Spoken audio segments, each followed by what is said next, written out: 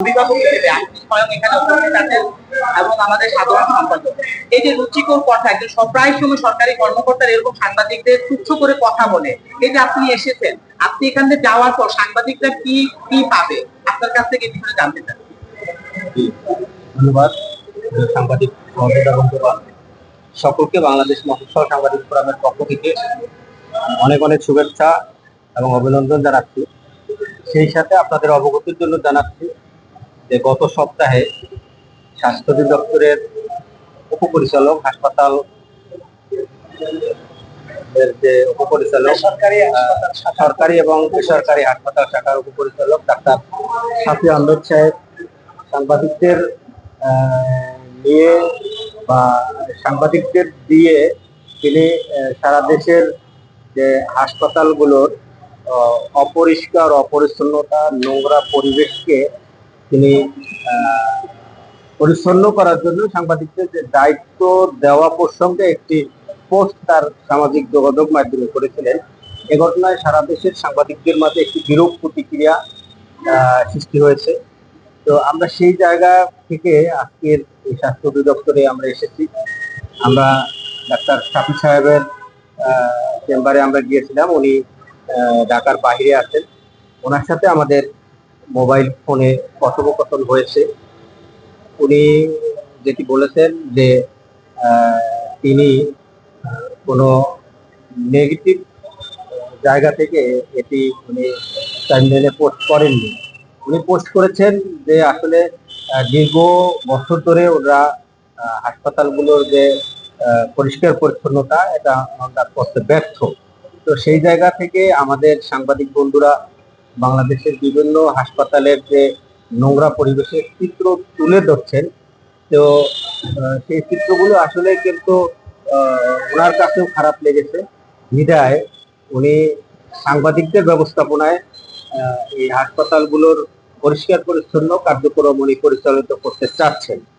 তো আমরাও সেই জায়গা থেকে দায়িত্ব নিতে চাই। সারা দেশের সাংবাদিকরা আমাদের সংগঠনের যে শাখা প্রশাখা আছে তারাও সারা বাংলাদেশের সাংবাদিকদের ব্যবস্থাপনায় হাসপাতাল গুলোর যে অপরিষ্কার বা নোংরা পরিবেশ এগুলো থেকে কি না চায় যে পরিষ্কার পরিচ্ছন্ন জায়গাটা এই নোংরা পরিবেশটাকে উন্নত করার জন্য সবাই চায়, এ টু জেড সবাই চায়। তো আমরাও চাই, এজন্যই আজকে ওনার সাথে দেখা করতে আসা। তো ওনার সাথে কথা হয়েছে। উনি ডিজি সাহেবের সাথে দেখা করার জন্য বলছিলেন। আমরা ডিজি সাহেবের রুমেও গেছি। ডিজি সাহেব অফিসে নেই। তো তার পিএস এর সাথে পিআরওর সাথে আমরা কথা বলেছি। পিআরও সাহেব তিনি ডিজি সাহেবের সাথে কথা বলে আমাদেরকে আরেকটি তারিখ জানিবেন, সময় নির্ধারণ করবেন যে আমরা ডিজি সাহেবের সাথে এবং সেই ডাক্তার সাহেব শাফি সাহেবের সাথে আমরা কখন বসতে পারি। যেহেতু ওরা দুজন কেউই অধিদপ্তরে আজকে নেই, তো সেক্ষেত্রে আমরা পরবর্তীতে আমাদের কাছ থেকে ডেট নিয়ে আমরা পুনরায় এই বিষয়টি নিয়ে আমরা বসবো।